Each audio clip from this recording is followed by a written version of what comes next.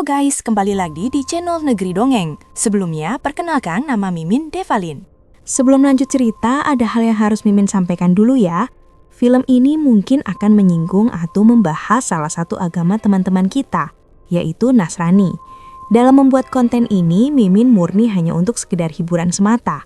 Adapun cerita dalam film ini, kalau tidak ada yang sesuai, Mimin tegaskan, tidak ada yang dikurangi ataupun ditambah-tambahkan. Semua cerita yang Mimin sampaikan berdasarkan dari cerita filmnya sendiri.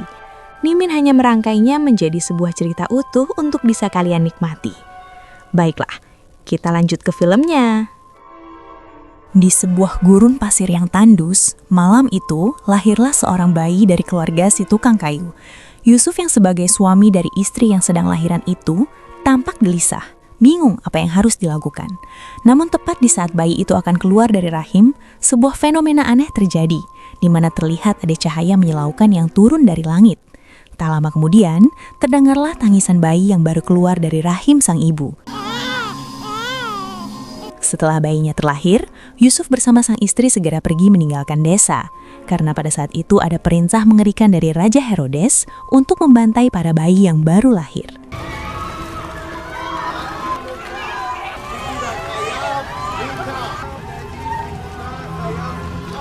Beruntung, mereka berhasil menyembunyikan bayi dari pemeriksaan pasukan kerajaan. 15 tahun kemudian, kita dibawa melompat ke masa depan. Keluarga ini masih hidup berpindah-pindah untuk mencari tempat menetap yang aman.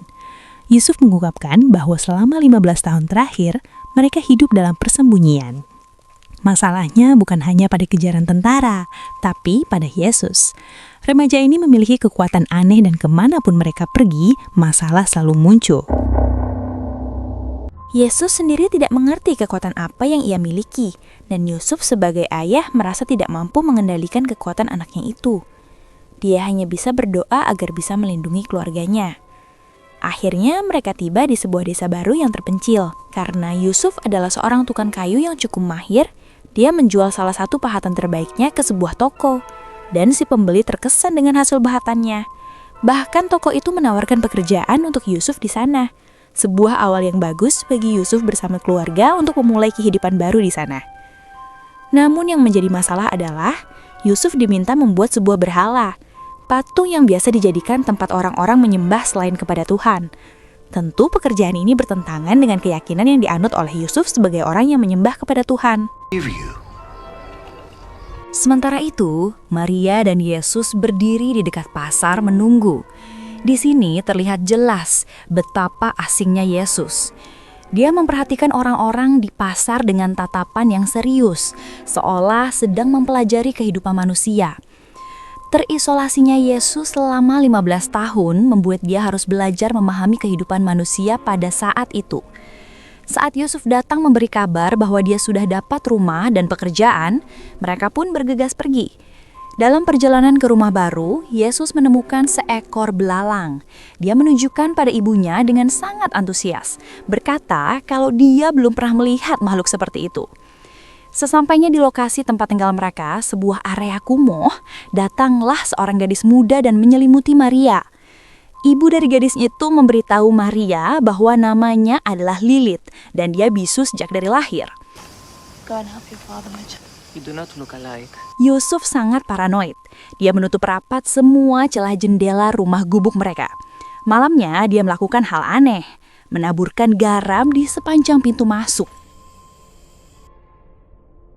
Ketika Yesus bertanya untuk apa, Yusuf menjelaskan dengan tegas. Jika ada roh jahat masuk, jejak kakinya akan terlihat di atas garam tersebut. Sebelum makan malam, Yusuf mengajak Yesus berdoa. Tapi saat makan, Yusuf tidak menyentuh makanannya. Yusuf berkata kalau dia sedang berpuasa dan menyuruh Yesus untuk mulai berpuasa juga karena dia sudah makin dewasa. Dalam perbincangan itu, Yusuf berkata, puasa memberinya kekuatan melawan setan. Dengan polosnya, Yesus bertanya seperti apa rupa setan itu. Yusuf menjawab bahwa setan terlihat sama seperti manusia biasa. Dia bisa muncul dalam bentuk apa saja yang menjadi kelemahan manusia. Tapi saat Yesus bertanya apakah Yusuf pernah melihat setan secara langsung, namun Yusuf mengelak dan menyuruhnya tidur. Karena besok mereka ada janji dengan rabi setempat dan akan mempekerjakan Yesus di sekolah untuk sekedar bantu-bantu di sana. Malam itu, Yesus mengalami mimpi buruk yang membuat dia begitu sangat ketakutan, sampai ibunya harus menenangkannya.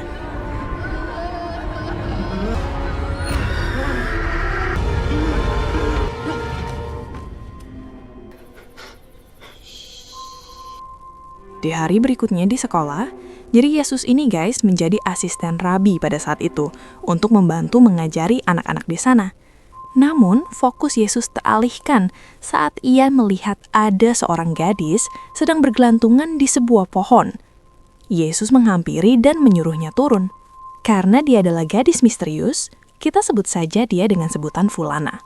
Mereka mengobrol, dan gadis itu berkata kalau dia tidak punya keluarga lalu mengajak Yesus untuk bermain sebuah game.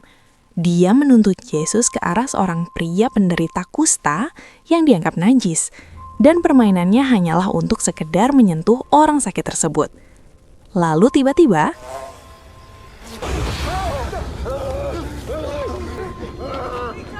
saat mendorong Yesus hingga jatuh menimpa orang sakit itu, tepat di saat bersamaan, anak-anak lain yang melihat kejadian itu langsung berteriak, mengatakan kalau Yesus sudah tertular najis dengan orang sakit itu. Mereka menuntut agar Yesus diusir dari desa karena sudah menyentuh orang najis. Yusuf memandikan Yesus dengan kasar, berusaha membersihkannya. Di momen ini, Yusuf mulai mempertanyakan Tuhan dan bergumam sendiri, bertanya apakah anak yang dia besarkan ini sebenarnya malaikat atau iblis? Apakah dia benar-benar anak Tuhan? Malamnya, mimpi buruk Yesus makin menjadi. Di sini, kita diperlihatkan oleh sosok jasad yang terbungkus kain putih.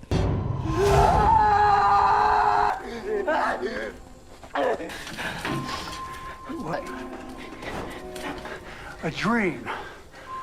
Yusuf yang sudah marah karena kelakuan Yesus membawa Yesus ke lumbung kayu, menyuruhnya berdoa, lalu mengurungnya di sana sendirian semalaman sebagai hukuman. Tapi ternyata Yesus tidak sendirian di lumbung itu.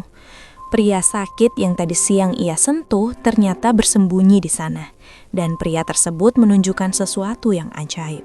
Bagian tubuhnya yang disentuh Yesus tadi siang sudah sembuh total. Pria itu memohon agar Yesus kembali menyentuhnya lagi, karena menganggap Yesus adalah orang suci. Yesus ketakutan dan mendorong pria itu keluar.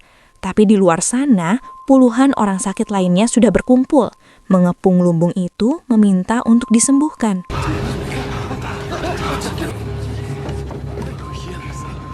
Beruntungnya Yesus berhasil masuk kembali ke lumbung dan mengunci diri di dalam sana.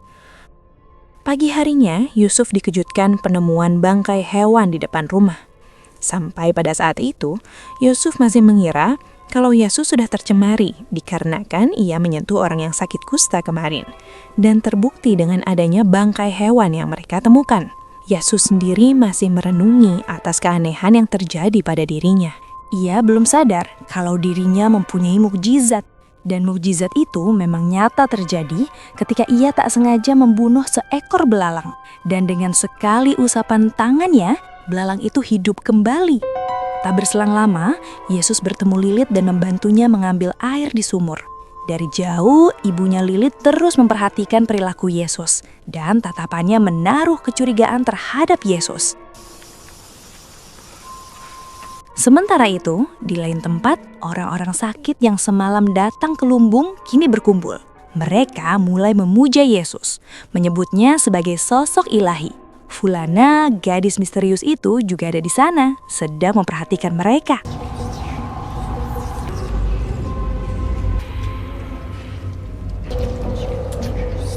Pada keesokan paginya, Yusuf bersama Yesus pergi untuk menjual hasil pahatannya ke pasar. Tapi, warga digegerkan atas penemuan mayat pria sakit itu yang dulu pernah disembuhkan Yesus. Pria itu mati dengan keadaan mengenaskan.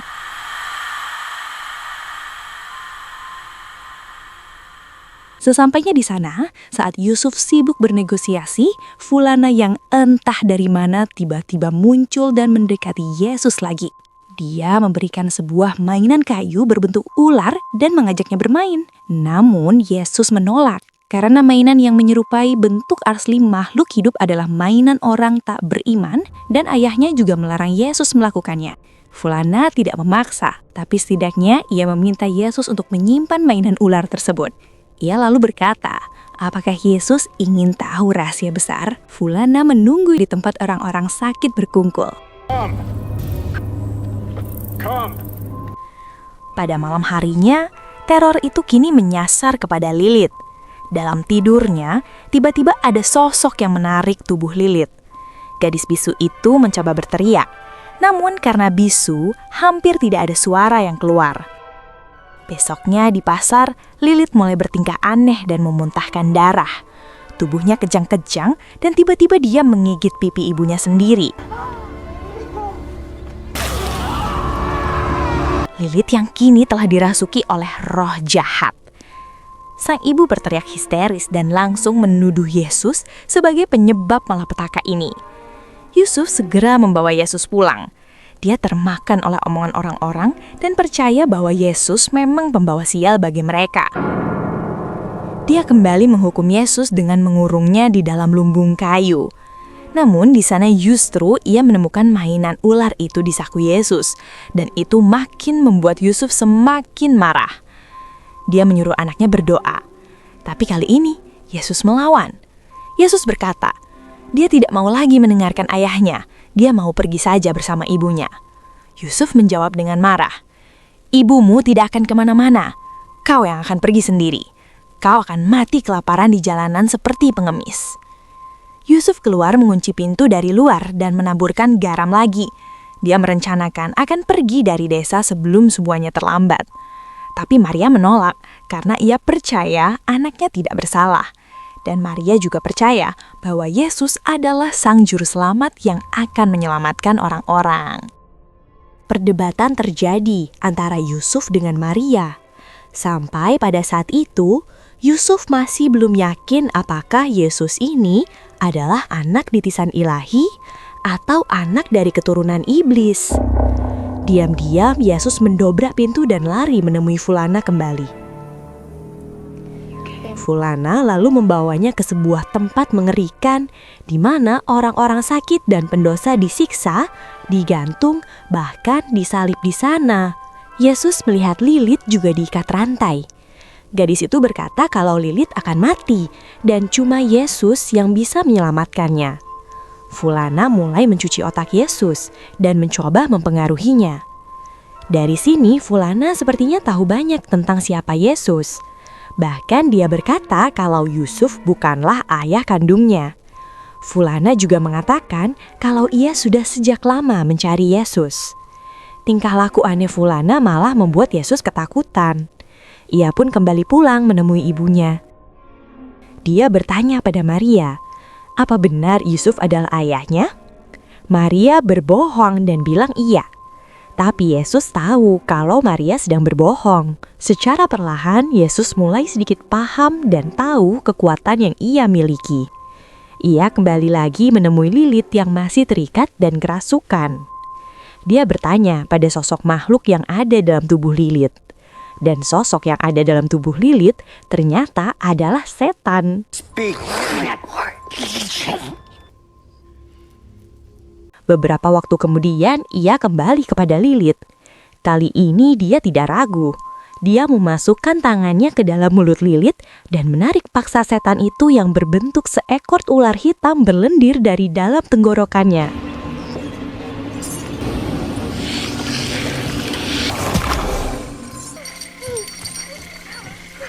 Dan Lilith pun akhirnya sembuh. Di depan para pendosa dan penjaga itu, Yesus berkata, You shall not judge! Only I shall judge. kalian tidak boleh menghakimi, hanya aku yang boleh menghakimi. Apa yang telah Yesus lakukan membuat semua warga takut dan menuduh kalau Yesus adalah seorang penyihir. Pemilik bengkel datang mengusir Yusuf karena Yusuf dituduh mempunyai anak seorang penyihir. Setelah pulang ke rumah, pertengkaran hebat terjadi antara Yusuf, Yesus, dan juga ibunya. Lagi-lagi, Yusuf termakan oleh omongan orang-orang dan percaya bahwa Yesus adalah seorang penyihir. Dia bahkan menuduh Maria telah selingkuh dan tidak suci hingga melahirkan anak seperti Yesus. Maria membalas bahwa Yusuflah yang jahat karena hatinya penuh keraguan. Yusuf lalu pergi mencari Yesus ke gurun. Dalam pencarian itu, setan yang menjelma menjadi ular berbisa mematuk kaki Yusuf.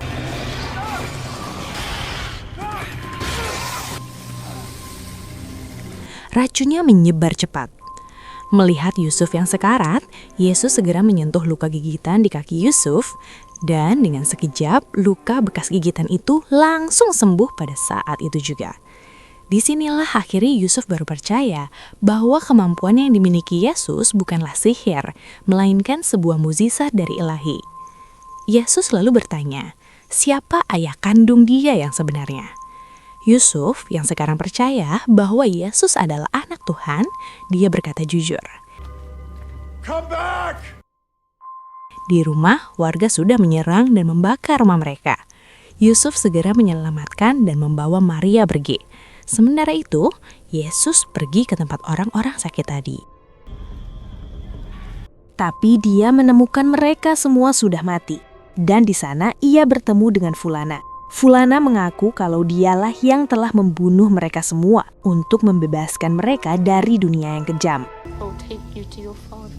Sementara Yusuf berdoa meminta ampun atas kehilafan dan keraguan dia selama ini kepada Yesus. Dia juga meminta maaf kepada Maria karena sudah menuduh Maria sebagai wanita tidak suci. Dia berjanji akan mencari Yesus dan membawa kembali kepada Maria. Fulana membawa Yesus ke sebuah air terjun. Di sana, ia mengatakan jati diri yang sebenarnya bahwa dialah sang penuduh. Dia adalah musuh Yesus, namanya adalah setan. Dia juga menunjukkan Yesus ke air terjun, meminta Yesus memperhatikan dengan seksama. Dengan penglihatan mata batinnya, Yesus bisa melihat tempat para setan itu berada.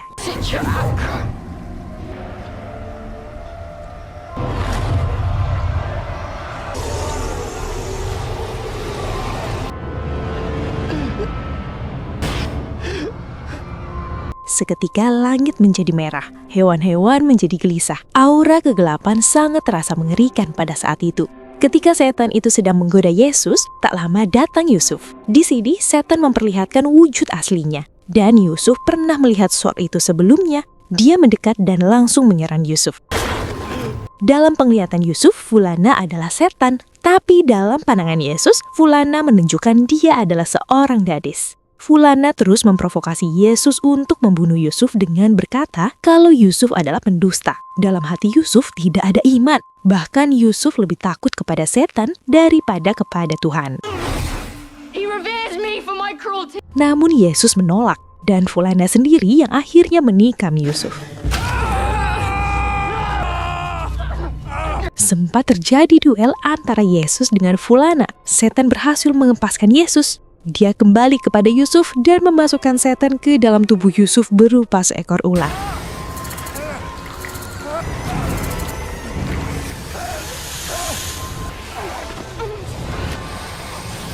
Namun, Yesus berhasil menarik Fulana dan pertarungan sengit pun terjadi di antara keduanya.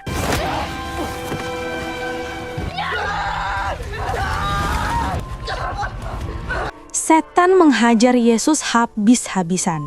Dia membenturkan kepala Yesus ke pohon, mengeluarkan ular dari mulutnya, memukuli, mencakar, bahkan mencoba menenggelamkan Yesus.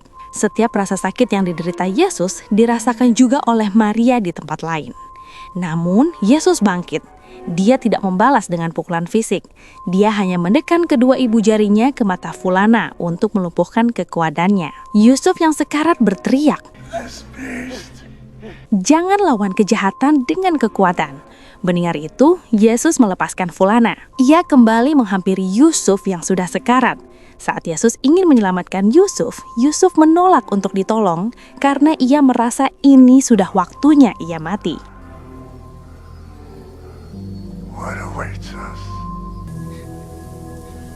Yesus kembali menghampiri Fulana yang sudah tak berdaya. Dia justru memeluk sosok iblis itu sambil menangis.